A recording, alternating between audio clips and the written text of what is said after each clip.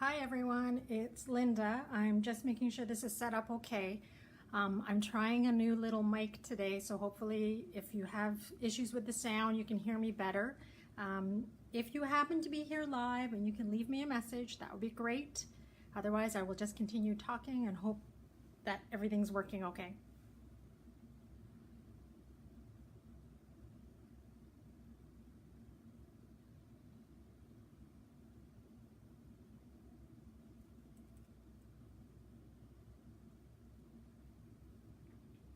Okay, so I'm just going to switch the camera for a second. Hi, it's Linda of YamStamps.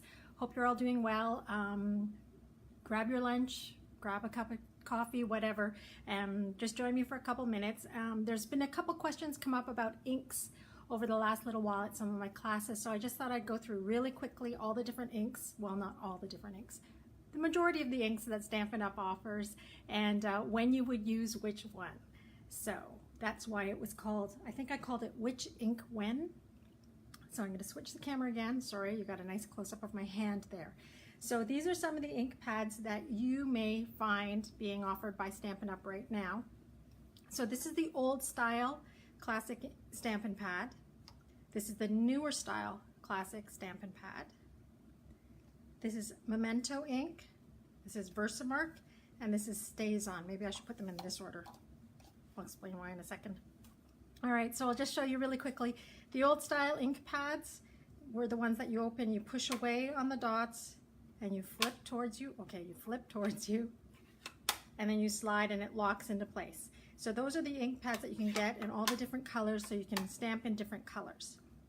Okay, so these are great for colored stamping if you're just coloring with regular pencil crayons, or colored pencils, I'm told they're now called. These are the newer style ink pads, so I don't know if you saw that. You basically open it, somebody said open like a compact, which was a good idea, and you open it all the way and then you slide it and it clicks into place. So same idea. There are extra little labels you can put on the inside here so that you can actually see which color you're using, which is kind of nice. And then to close it, I have to push on the top with my one finger and slide a little bit and then slide it the rest of the way with my hand. Okay, so those are great for regular stamping. Versamark ink is, this is a dirty one. Usually they look pristine like the first time you open them and that's it. So this is like a stickier, gooier ink pad. This is great for embossing or a watermark effect, and I will show you how these work in a second. And these are the two that tend to cause the most confusion. So there's Memento and there's Stays On. So what you may notice is that Stampin' Up! Actually doesn't offer a black ink pad anymore of their own. So there's no classic ink pad in black right now. This may change in the future, who knows? But right now, Memento is one that we use, and it is the Tuxedo Black, and it looks like this. So it looks, that's the other confusion, because these two look the same when they're open. So this is a dye-based ink. So this is great for, and it's fade resistant. And so it's great for things like stamping when you're going to be coloring with your blends markers. So those are alcohol-based markers like these. Okay, so these are the Stampin' Blends, which are the alcohol-based markers. So the dye ink you want to use with your alcohol-based markers, because otherwise if you use them to okay, let's back up a bit, sorry. You use the dye base with any dye-based products, they're gonna run. If you use it with an opposite product, like an alcohol-based product, it won't run, okay, as long as it's dry. And again, I'll show you this in a second. I'm doing all my talking first. So this is Stays On ink. This is the solvent-based ink, and this is the one. So they look pretty much the same when you open them. It does have this extra little plastic insert, and what I usually do is take some remnants of my Stampin' Dimensionals, and I use that to hold the little plastic lid in place inside the big lid. And this is the one that will smell like Sharpie markers. So, sorry, I just had to give it a little sniff. This is the fun things that I do when I'm stamping in the room by myself. Explains a lot, doesn't it? All right, so solvent-based ink is great for using with markers or other wet mediums that use water. So it will not run as long as it's dry when you go in color. So I'll just show you a couple of examples of how we can use these ink pads and what happens with different surfaces. So I have just some basic Whisper White cardstock, and so I'll get rid of that because I just wanted to show you the different way the pads open. So this one is your regular dye-based ink pad, and we were doing this at a Christmas class, can you tell? So there's the sentiment, so you get a nice color with that. It gives a nice effect. What I will show you though, as I reach across the screen, sorry, I'm going to use Smoky Slate. So I haven't quite changed over all my ink pads yet to the new style. So I'll stamp this elephant, and what I'm going to do actually is stamp on the back as well. So I'll show you this. So this is the dye-based ink, and so if you're going to use a dye-based ink with something wet, it may run. And I just realized I didn't load up my aqua painter with water. Oh, there we go. So sometimes, of course it's not going to do it now because you're all watching. Sometimes when you make it wet, it will actually run a little bit. But you can color with your watercolor pencils and get a nice effect. So I'll just grab, I have a gray one here, so you can color on it directly and then spread it out either with your aqua painter or your blender pen. So what you may find too, you may get a bit of running or bleeding, but when you're using a similar tone ink, you might be able to get away with it without too much worry. The other thing to note is that Whisper White is not the greatest for watercoloring. You can, but you can't work it a lot, otherwise your paper starts to pill up. So that's basically about the ink there. I'm going to switch over to the, I have some Shimmery White and some Whisper White. So what I'm going to show you now, so the Versamark ink, not very exciting to look at when you see it without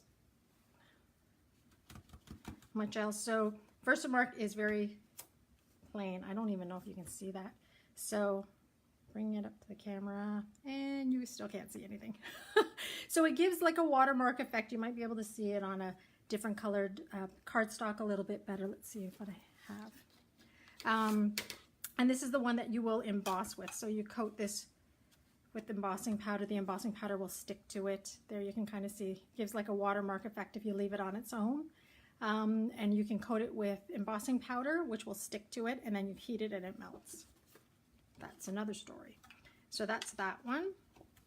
And then we get down to the nitty gritty, the Memento versus the Stays On. So what I'm going to do is, just gonna wipe off my stamp really quickly. So this is the Simply Chamois, which is great for quick cleanups. So I'm going to use the Memento first. I'm just going to ink up the stamp. Okay, yeah. Good. I'll do it twice, just to be sure. We get lots of spots to do things. So I'm going to clean it off really quickly. So because Memento is a dye-based ink, you can clean it off with your chamois or your Stamp and Scrub and your Stamp and Mist. With Stays On, oh, that's, I was going to do it on the other one. Oh well. So Stays On, I find sometimes you have to make sure it's really well inked before you stamp, because sometimes you don't get a really good impression. I think it's just because, especially if your ink pad's been open for a while. Okay, so just so we remember, I'm going to just wipe this off. Now there is a special Stays On cleaner, which you will want to use to make your stamps pretty pristine, but you can do a quick clean with this. The other thing I should say is Stays On is not always the greatest with photopolymer stamps, so that's the clear stamps like this. So the clear stamps sometimes react with the Stays On ink. Actually, I think they react with the cleaner a little bit more, so you may want to avoid those two together.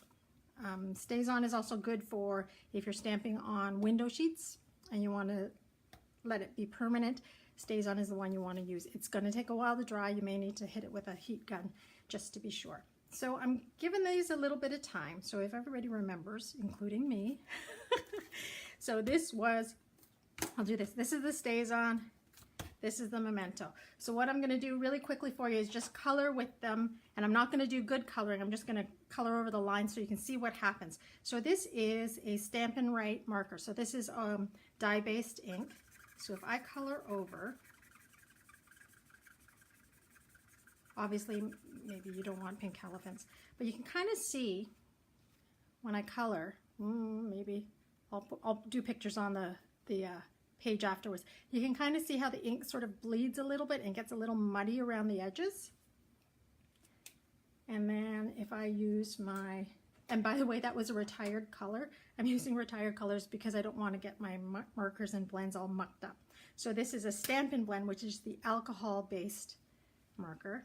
And hopefully, what you'll see, besides the fact that it's a lighter color, is that that ink doesn't bleed. So you can kind of see how, maybe you can, the lines are getting a little fuzzy up here with the water-based or the dye-based marker, but with the alcohol-based marker, it's not really moving. Okay, so that's one thing that you can see there. So that was the Memento. So same thing with the StazOn. So StazOn with the regular marker, hopefully my marker's clean.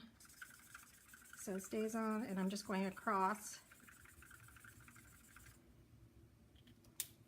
Okay, so not much movement there, and this is also shimmery white, which takes a little bit more abuse from wet surfaces. Okay, and the blends. Oh, that's scary. So you can see right away, I'm just gonna clean it off a little bit, even though it's a retired color. So you can see right away, there's a lot of bleeding happening with the StazOn here with the, so this is the same solvent-based and alcohol-based markers and dye-based and alcohol-based markers. So you can sort of see you want to use opposite rather than the same. So that's just to show you. I'll also show you really quickly if I do.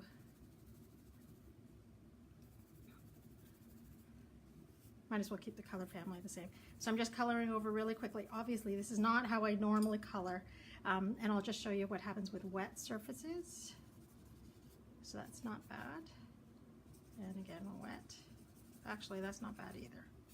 And a little bit of stuff may be happening, I'm not sure.